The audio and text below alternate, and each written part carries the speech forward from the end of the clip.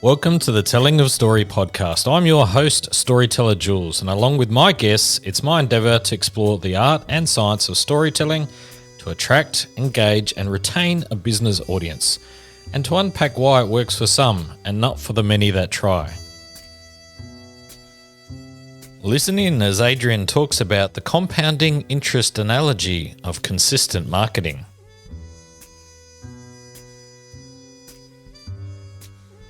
Especially for content, it's usually more of a long game. I think if you're expecting to put out content and for it to be viral or for the engagement to go up really quickly, I think that's a foolish gambit. And even a lot of our clients, we'll do a social audit for them and see what their share of voice in the market. And they might have certain spikes when they get interviews and whatnot, but it's nothing sustainable, right? So it's the same with investing.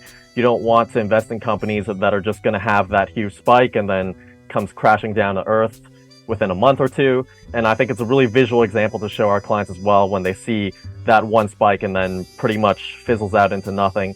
And it's the same with investing. You don't want to dump all your money into a poorly performing asset just because there's a certain amount of hype behind it at that point.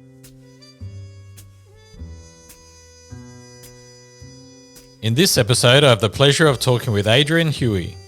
Adrian brings a melting pot of experience from multiple industries and countries, from Canada to the EU and in the Asia Pacific region. As a native English-speaking business graduate and writer, as well as a fluent speaker of Cantonese and Mandarin, he builds bridges for communication between both Western and Eastern content narratives. Specializing in brand storytelling, he utilizes his wordsmithing skills to optimize lead-generating strategies that translate across all mediums, from corporate blogs, C-suites, through leadership and PR releases to packaging, copy, SEO, web content, and social media. He has a knack for breaking down complex ideas and details into easily digestible content deliverables for Fortune 500 companies and startup SMEs alike. Presently, he is a content arm of an integrated marketing agency, generating long and short form content as well as overarching branding strategies for existing clients and new business pitches. He consults clients across various industries, dimensions, including fintech, robotics, cloud computing, cybersecurity, logistics, telecom, software, cross-brand, cross-platform messaging, hospitality, property management, and more. Adrian, welcome to the show. Thanks for having me, Jules. Pleasure being here. Adrian, so I understand you're born and raised in Toronto. How did you end up in Hong Kong? Yeah, so this is actually a question I get quite often because a lot of the times it's people that are trying to leave and not people trying to come here.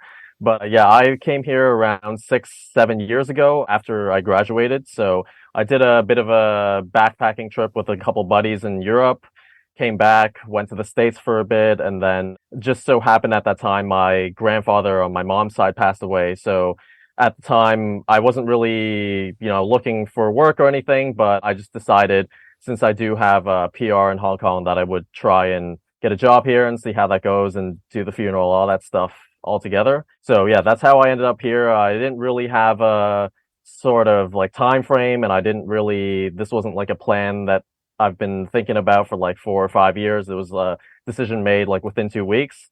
But yeah, here I am. I've been here for around 7 years. A lot of people I talk to who aren't from here, I think also kind of have that same mindset where they come here maybe for a year or two, but they end up staying a lot longer. But yeah, it's been a good time. I was initially in finance for a bit and wasn't quite my cup of tea. So I do have a marketing background. So I kind of switched back into marketing, did some in-house work for a French company for a couple of years. And then now I'm at an integrated marketing agency called Team Lewis. So we have our HQ in Singapore for our APAC region. We have some offices in Australia, Malaysia, India, Korea, and Japan as well. But our main HQ is in London.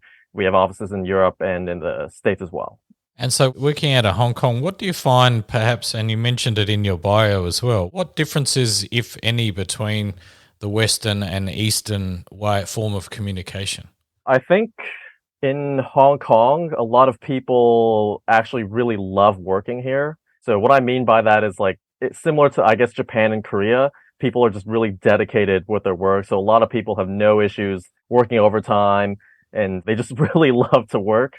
But I think probably one of the biggest differences is that Hong Kong's sort of unique where we have a lot of people that can speak three languages, so English, Cantonese, and Mandarin. So a lot of the work we do has to kind of translate in both like Western and Eastern narratives, where if, yeah, you're an English speaker, you'll understand the messaging. And if you speak an Eastern language like Chinese, you have to understand as well. But a lot of it in Hong Kong is actually driven by English first.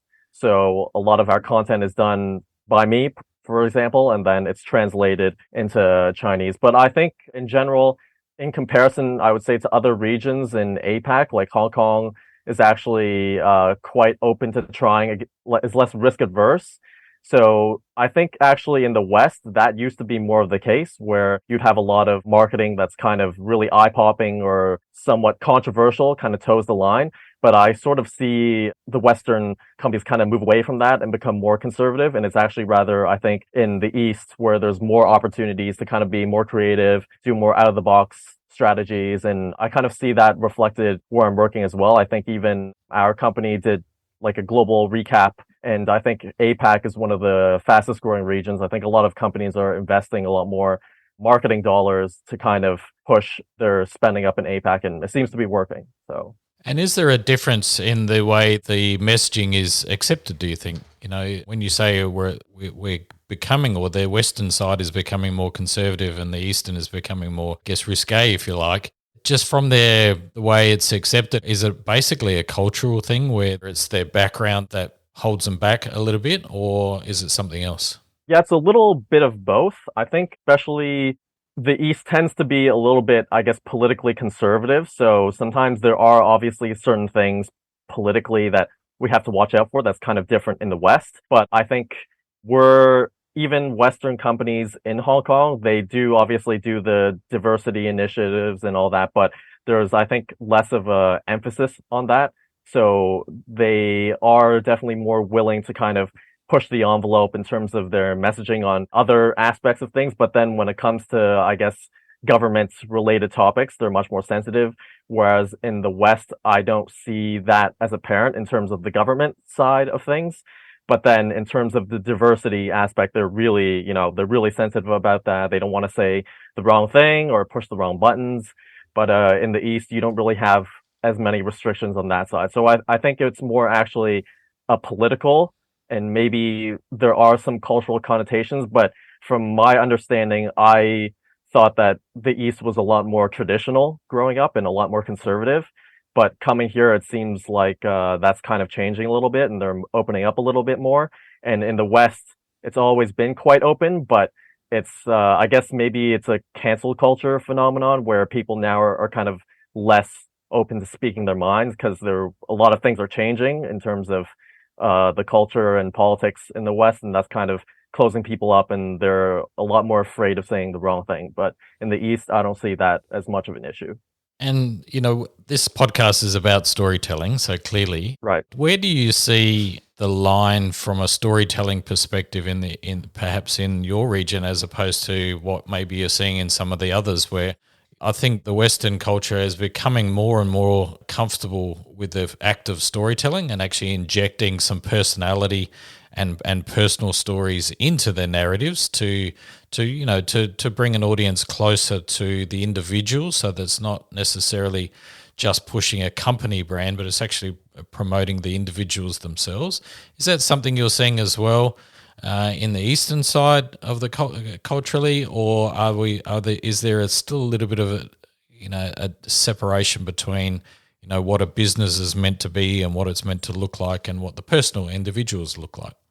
Right. Yeah, that's actually a really good question because I think, the East is 100% opening up more to that. And I think partially because we are a global agency, so we do bring a lot of Western ideas over to the East. And then we basically tell our clients, like, look, there is such a thing as thought leadership. It's important that you do have ideas and that people know that you have ideas so that they know that you're a leader and not a follower. Because I think a lot of the issues is some companies, they think that if they put their ideas out there from the individual side, it might go against what the overall company messaging is, and they're really sensitive about that. But then they realize, oh, well, if we don't have more individuals speaking up, they see, people like Elon Musk basically on Twitter saying whatever he wants. And that's a little too extreme for them. And they're trying to kind of find a middle ground between the two where there's a lot more thought leadership going on from individuals. And like my job a lot of the times is writing, corporate blogs or messaging for C-suite. So I have to take their ideas and essentially condense them or expand on them so that people do know that, yeah, there's a little bit more personality, there's a little bit more authenticity, and even within the company, there are thought leaders that are making changes within their own regions, whether that's like in Australia specifically or Hong Kong or Singapore, or wherever that may be. And then, of course, sometimes there are global briefs, but those are, I think, more, like you said, company focused and less on the individual. So I think when it comes to regional content, it's a lot easier for individuals to kind of speak up and tell their story. And that's where we come in, because a lot of the times people assume that if you're a native speaker, you can tell stories really well, but that's just not true. So you do kind of need to have like the content mindset to be able to kind of help other people tell their stories as well. And are you seeing these people sort of willingly come forward to tell their stories, or are they still being sort of dragged along, kicking and screaming, perhaps a little bit? I think it's actually in the bigger companies, like the Fortune 500 companies they know that this is really important. So they're actually the ones that are like, oh, like, they're a lot more proactive with it. They're like, oh, what's happening in the market, or what are some new trends that we can kind of newsjack on and talk about. Whereas it's actually the smaller companies and the startups, ironically, maybe because there's so much going on like the operational side, and then now the marketing side of things and branding is starting to catch up to them, where they realize, oh, if we don't kind of do a more, I guess, stronger brand messaging, that we can't scale our company, because our competitors aren't able, and our customers aren't able to differentiate between what we do and what our competitors do, even if they do have an interesting product or service. So it's actually the smaller companies that we kind of have to pitch to and say, oh, look, like, it's really important that your CEO or your CFO comes out and has a perspective on things, especially because you say that you're innovative, you're forward thinking, but if no one sees that, then even if you are, it doesn't really translate towards actual outcomes. But yeah, it's actually the bigger companies, the Fortune 500 companies, they're the ones that are pretty much on the ball for their C-suite to kind of step outside, and even all the way down to, I would say, middle management, to be honest. They'll have blogs, they'll have a lot of social media done for these individuals to kind of help them build their own brands as well. That's actually quite interesting. I would have, if I was a betting man, I would have said it would be the other way around. Yeah. Yeah. So I was actually quite surprised to see that as well, that these smaller companies, that they were, I think it's possible because a lot of these startups are a lot more tech oriented. So sometimes they're just really focused on the product side of things. And then that's why they approach agencies, because they realize they have no idea how to do the marketing. So sometimes them stepping out and saying what they think is something completely new to them, because they're used to just pitching to investors and they're like, yep, that's all the talking I want to do. And then they realize, oh, I actually do need to build a brand if I want to kind of scale my business a lot quicker. And it can't just be entirely product or service driven. It's no good being the world's best kept secret, right? Exactly. If you've got something to tell, you must tell that story. So what sort of formats are people becoming more and more comfortable with? Where are you seeing the growth in the storytelling side of it? Is it blogs and social, or is it more than that? I would say it's a lot. It depends on the industry. I think on fintech, I see it a lot more in terms of PR specifically. So press releases, interviews like with Bloomberg and Financial Times, the big names. I would say for blogs, it's still more focused on larger mid-sized companies, because they kind of have the financial resources to kind of push these narratives out. But I think everyone kind of understands the importance of social media, and they know that like being active on social media does pay dividends in the long run. So I think a lot of companies, smaller ones, they usually focus on the LinkedIn side of things first, and then for some of them Instagram as well, depending on their audience. But usually it's LinkedIn first, and then later on, once they have an established presence on LinkedIn and they're getting interviews, then usually blogs is actually the last form of content that they want to push out. Initially, you said that people aren't naturally storytellers, right? Let me get that out. Aren't Yeah. naturally storytellers. So just because they have a story to tell doesn't mean they can articulate it very well. So they tend to draw from an agency, etc. But then you also mentioned use the word authenticity. And I felt a little bit of disconnect between those two, where you authentically are being, managing somebody else's narrative. Where do you see Yeah. that line being drawn? And is it still authentic if somebody else goes and actually expands on an idea and effectively writes some of that content for you, rather than the person, sitting there typing with their thumbs onto social media themselves? So I think just based on the nature of the industry, I think a lot of these C-suites, they just simply don't have the time. They might have the ideas, but they just can't communicate it often in written form. They do have the time to do the interviews, but yeah, when it comes to writing, I think it's not a skill that everyone is necessarily strong in. And at the end of the day, they do look at the content that's being pushed out, and we do need to get their final approval before it goes out. So I think this is the kind of space that allows people like me and you to exist, because a lot of the times I think the pen is mightier than the sword, and many people may be able to wield the sword, but not necessarily the pen. And that's where they come to people like us, because we can sometimes tell their stories better than they can themselves. And I think that's where we can provide value to the market, where people do recognize, yeah, I might be able to speak, I might be able to pitch, but when it comes to sitting down, you can give me an hour, 2 hours, or 10. I still can't write 1,000-word blog as well as someone who's actually specialized in content. So I think part of the magic comes from us being able to capture what's in their head and putting it down in words, whereas they sometimes can't necessarily do that themselves. Perfect. Look, I'm not adverse to it. I was just curious to see your perspective. I think you're right. As long as you're writing in their words, in the way they would articulate it, and they are ultimately approving, the messaging that's going out, I think it's still fine. And also leveraging time, right? It is time consuming to do some of these things on a consistent basis. And so having somebody on your staff or on your team to be able to output those things is super important, and a good way to do it for sure. Yeah. Just at a personal level, when you start writing for these individuals, whether they're C-suite, do you see or have you noticed that by uplifting their voice in the marketplace and by projecting them out as potentially under a brand, but as an individual within that brand, have you noticed an uplift in that person's thought leadership and their personality and their value in the marketplace as well? Do you see any correlation between perhaps the amount of people that are following an individual tends to go up if they're actually communicating out in the marketplace? Yeah, definitely. I think the reason why we continue to have like the retainers we do have, and we are usually able to upsell them in terms of content, and they're a lot of the times they're receptive to it because they do see the returns. They may not necessarily always be immediate, but I think within half a year, they do see, oh, like there are these specific media channels that are picking up their content or resharing their content, or organically they're getting a lot of personal messages, or there's a lot of other people in the same industry reaching out to them and asking, oh, hey, do you want to participate in this initiative or that? They're invited to speaking opportunities. They're invited to industry events. So I think this content initiative does translate into a real world impact. And I think our success sort of speaks for itself because they keep coming back for more. So yeah, I definitely do think the content does translate to a real world impact for sure.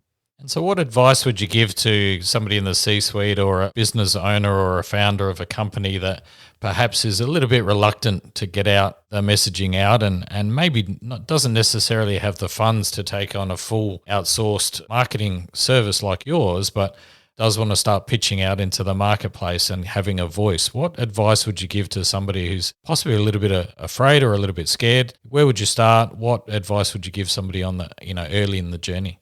A lot of the times I do tell them to try just writing themselves and posting it out there, because sometimes when you get stuck in your head and you think, oh, like when I put something out there, people aren't going to like it, or I'm not going to get the engagement that I want. And I think that's a lot of what holds people back from starting anything to begin with. And I think the ones that do start it and do well with it, a lot of the times they come to us at the end because it's just the time factor. So they just don't have the time. They don't have the energy. A lot of them are waking up maybe at 4 or 5 a.m. just to write the content, look at the news, and kind of pick up on trends. And I think they just kind of burn out once they do this for too long. So maybe they can do it for a month, but after that, it kind of fizzles up. But they do recognize it's an important thing.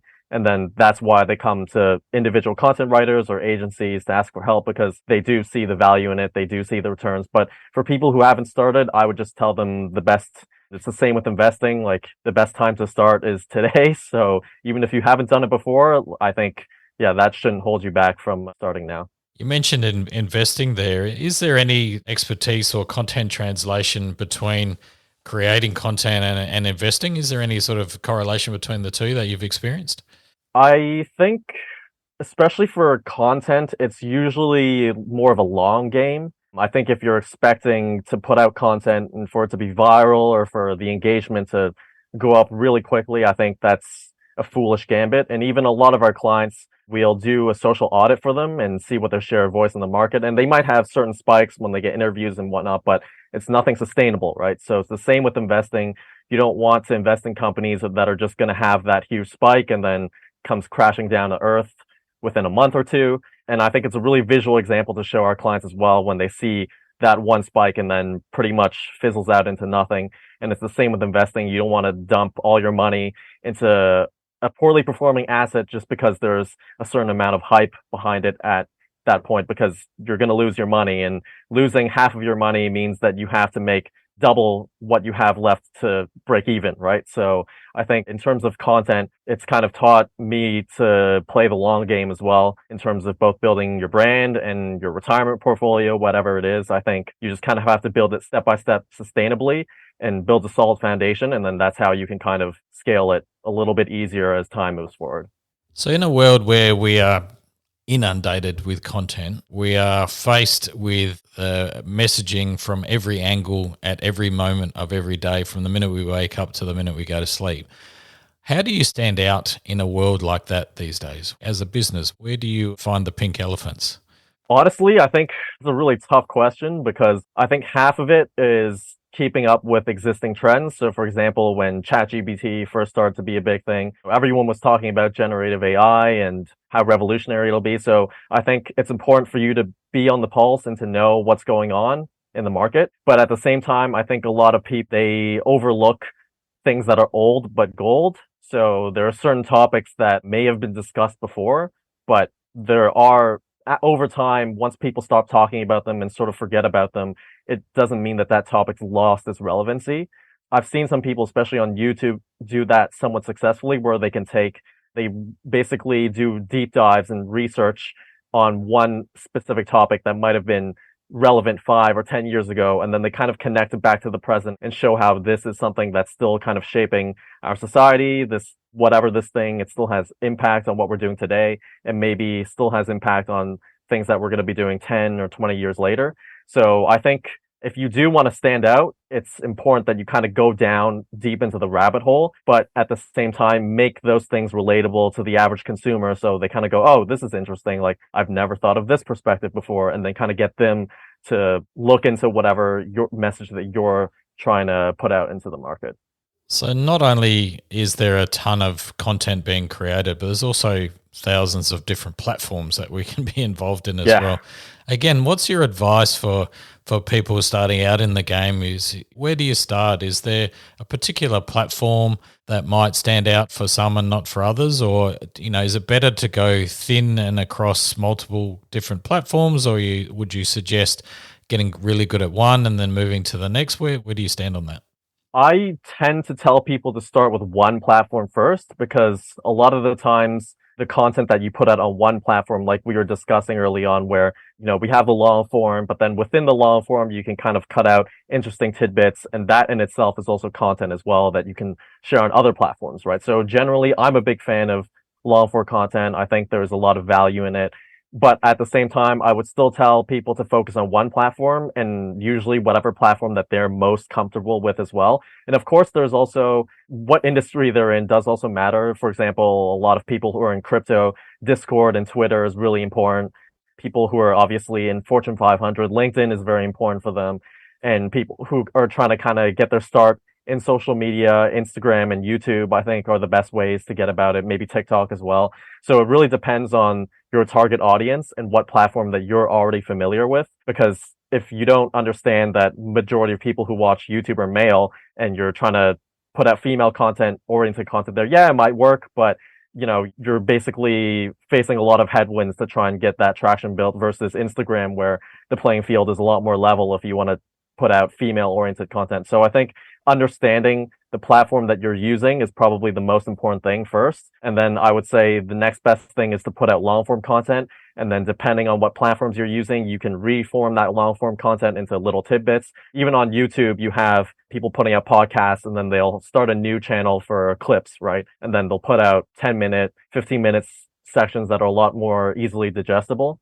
But again, it comes down to time, because if you have a presence on, let's say, 10 different platforms and it's just you as an individual running it, it'll be really easy for you to burn out. And the algorithm definitely favors consistency. So if you don't have that consistent output, you're going to fall behind other people who are doing the same thing, even if their content is not as engaging as yours. But yeah, so it's hard to balance both, because I know some content creators, myself, that are a little bit frustrated, especially if they put a lot of time and effort into creating one very detailed piece of long form content, but they can't beat out on people, let's say, who just live stream, and it's pretty empty. It's just a day in their life, but because they're consistently putting out that content, they're able to kind of gain that traction within the algorithm. So at the end of the day, though, I think as long as you think your message is worth telling and you're consistent with it, even if you're not posting every day and it's just once a week, I think it's still a valuable thing to do. You mentioned consistency there, which I totally agree. What about frequency? Have you found a sweet spot that kind of makes a difference between you actually getting some of that algorithm juice, or where it sort of starts to wean off? Do you have to be there daily really, or if as long as it's at least a few days a week, or is it once a week or once a month? Where's that sweet spot, or is there a sweet spot on any other platforms? I think if you're doing long form content, you probably want to put something out at least once or twice a week. But if it's short form, something like Instagram or Reels, YouTube Shorts, I think you pretty much have to do at least once a day, maybe even twice a day, because the content is it's so short, right? So I think the algorithm will only pick it up if you're constantly putting up content. But in terms of long form, I think you can get a lot more engagement with long form, because there's just a lot more to talk about. There's a lot more value in it. So I think in terms of long form, ideally, if you can, maybe twice a week or even once a week is fine, as long as it's something that's actually providing value to the market. But if it's all just short form content, you pretty much have to do something at least once or twice a day. And that's in Shorts, that's Twitter, Instagram Threads now. So yeah, in Discord, you have to pretty much always be engaged with your community as well. So I think short term, it's a lot easier to burn out, because you pretty much can't ever drop the ball. But long form, you kind of have a little bit more flexibility, where you can take some time, do some research. But of course, it does help if you actually have like a dedicated team behind it, because then they can kind of do both for you at once. That's the ideal method. But yeah, like we discussed earlier, that's not always financially feasible for a lot of people. And there's the time cost and effort cost as well. So it really comes down to your budget in terms of your resource allocation for content. One of the other big challenges, of course, when you're marketing is to firstly grab somebody's attention, but then also to be able to keep it. What have you learnt over the years about people's attention span, firstly? And are there any sort of tips or tricks or anything that can help the listener to understand the dimensions of getting and keeping somebody's attention? Right. Yeah, that's actually a pretty good point, because interestingly, in Hong Kong, podcasts are actually not very popular. So generally, it's people who've studied overseas that are more interested in long form content, even like comedy shows or people streaming. Usually, I find this is more of a Western phenomenon, because I don't really see podcasts. Maybe there is room for people to make podcast content here, but generally speaking, even for example, even corporately, some of our clients who are trying to enter the Hong Kong market, they go, oh, like, why don't we try a podcast? And we usually tell them, yeah, that doesn't fly too well often here. Like, they're welcome to try it and we can set it up for them. But based off of our experience and what we see, podcasts generally don't really take off in Hong Kong specifically. But in Singapore, I hear a lot of people do listen to podcasts. So it's sometimes very geographically oriented thing. So yeah. So the nuances are even different per country, do you think, in some of those instances? Yeah. Why do you think Hong Kong doesn't pick up on podcasts, or is it just podcasts or any long form content? I would say just podcasts because I think it's just because there's so much content out there.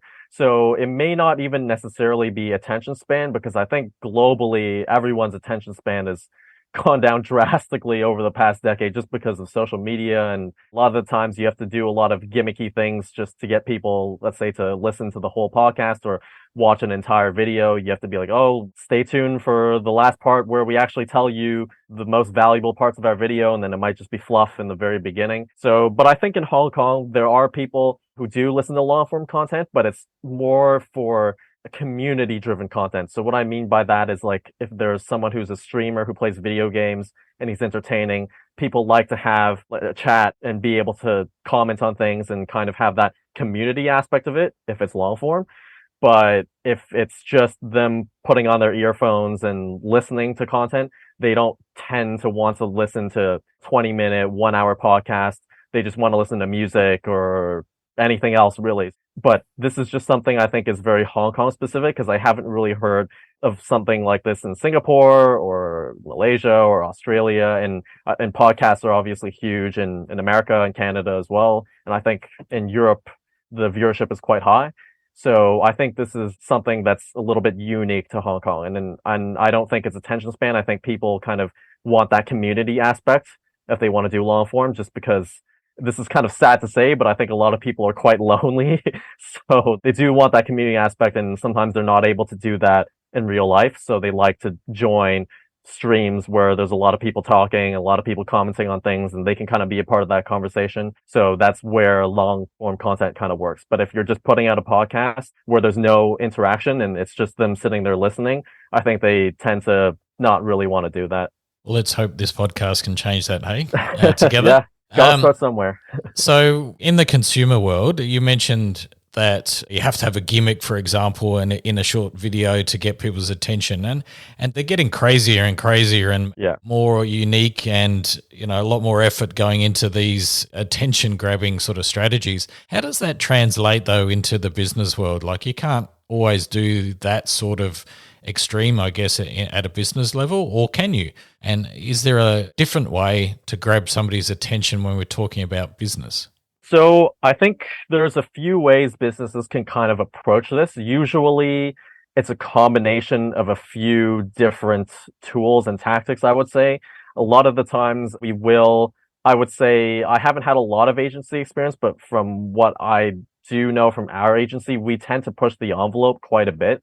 So we will give our clients a lot of like out of the box ideas, a lot of AR and VR innovative things. And we kind of want to get them thinking about these options because I think a lot of the times because they're so structured, they don't really have any new ideas, which is why they go externally to kind of get the creative juices flowing, so to speak. So I think what works best corporately, I find, is for them to do, because they have the budget, to kind of do bigger events. And sometimes it's not always a financial thing. Like, for example, one clients that I pitched to recently, they're in the coatings industry, so they're a current client of ours. They wanted to improve their sustainability messaging, but coming from a coatings company, obviously their product itself is not exactly sustainable. So a lot of their messaging, even if the intention isn't to be like that, it comes off as greenwashing. So we kind of want to tell them, look, so you can't just tell people you're sustainable. And if your products aren't sustainable, that kind of makes it even worse. So we try to push them to do more, I guess, social and constructive initiatives where we kind of use social media. We use the content and press releases and interviews to kind of amplify a social initiative that they're a part of. So, for example, we might tell them to maybe use the paint chip samples that they get in the catalogs before you choose a type of paint you want to paint. A lot of the times they throw out these catalogs at the end of the year, or if they have a new product line, new serial number, they throw these catalogs out, but that's just a lot of non-recyclable plastic and garbage that's going into landfills, and that isn't a good thing for them. It's not good for the environment. So we pitch to them to kind of use this as an opportunity to create a social initiative where they can make little art kits for kids. So they can take these paint chips that are different colors and they can cut them out and glue them onto sheets of paper and make like mosaics for it. So this kind of helps your brand kind of build some community goodwill. Parents can kind of see you doing something valuable for their kids. They see that however they view your company's current brand or messaging, they do recognize that this is an initiative where everyone sort of wins, right? So we want to create situations where it's a win-win for everyone. And then we kind of use content, we use PR, we use marketing to amplify that message so it gets out there more. And then that kind of helps the company build momentum so that they can take on more ambitious initiatives in the future. Stories worth sharing, right? Yeah, exactly. The emotional connection. The emotional connection. Can you share any examples perhaps of what you may have considered as a bit of an extreme attempt at some marketing in a corporate sense that you didn't necessarily know was going to work, but perhaps surprise you and the customer a little bit as to how well it really did? Maybe not necessarily something good.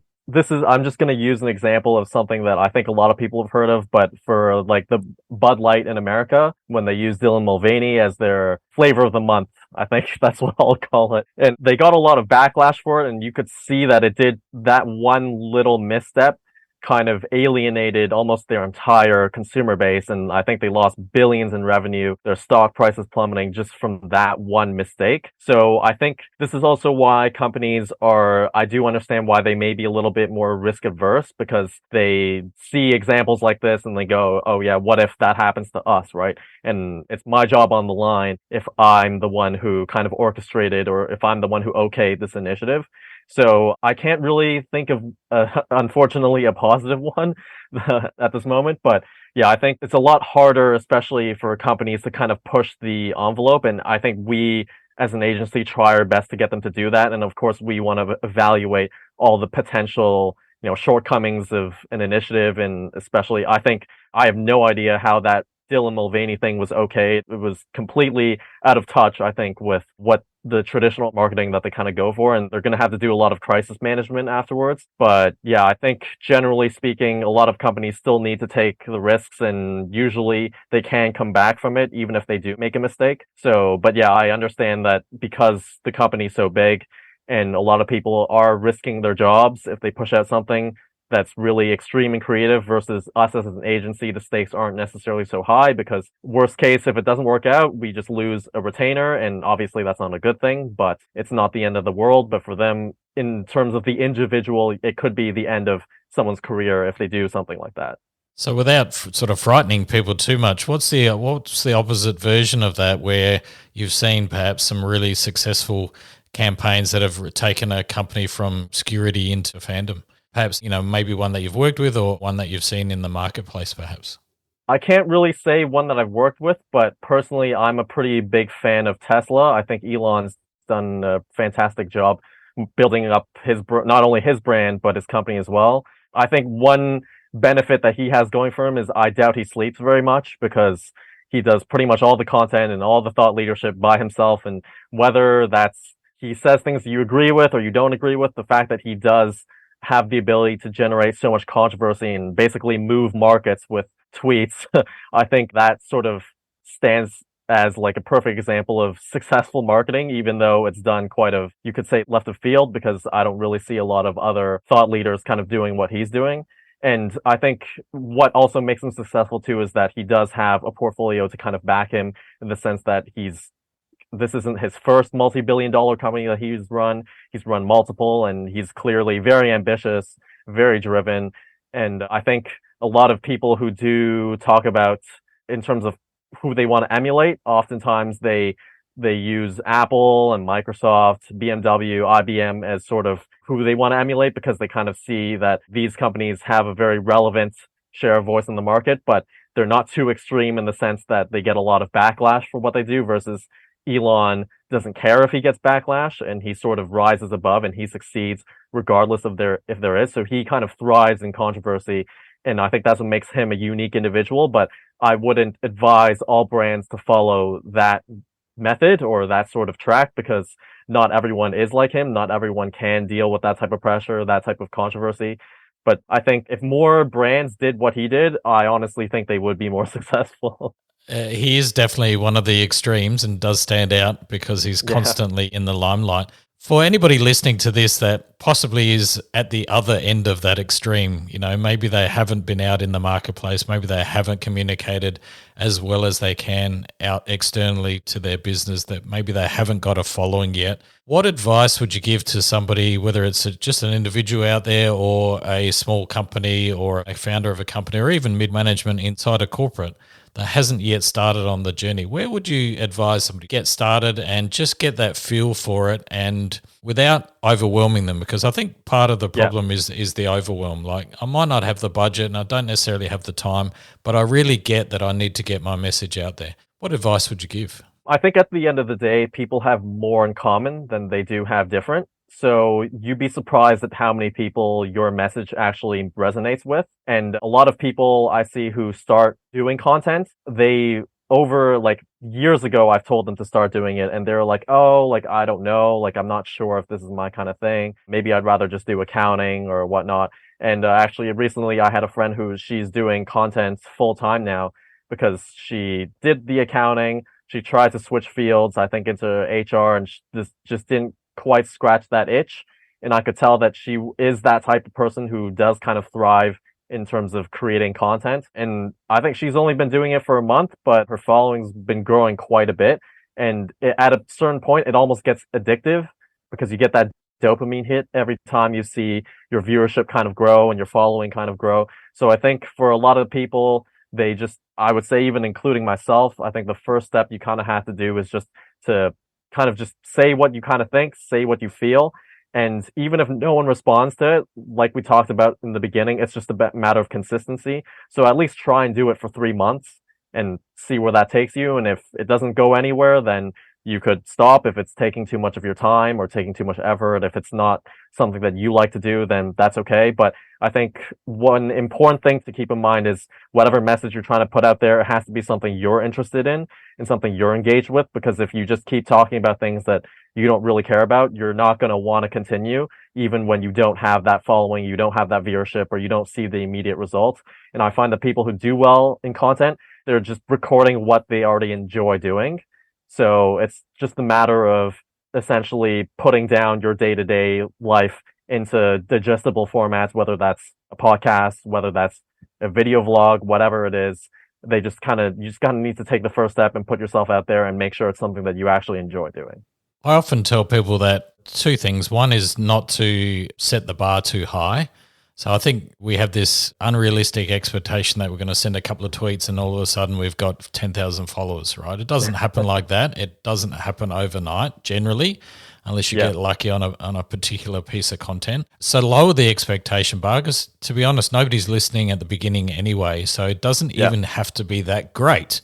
So when you're first starting out, if you're not used to writing, then you're not going to be the greatest writer. So like anything, it's a skill, and a skill that you can develop over time. So practice tends to make you better, but it does take the consistency and the effort to continue to practice and to watch what's going on and the feedback that you're getting and adjust your methodology and so forth, right? To then slowly but surely, like, compound interest, it'll sort of start to grow over time. So that's definitely the one piece of advice that I often give.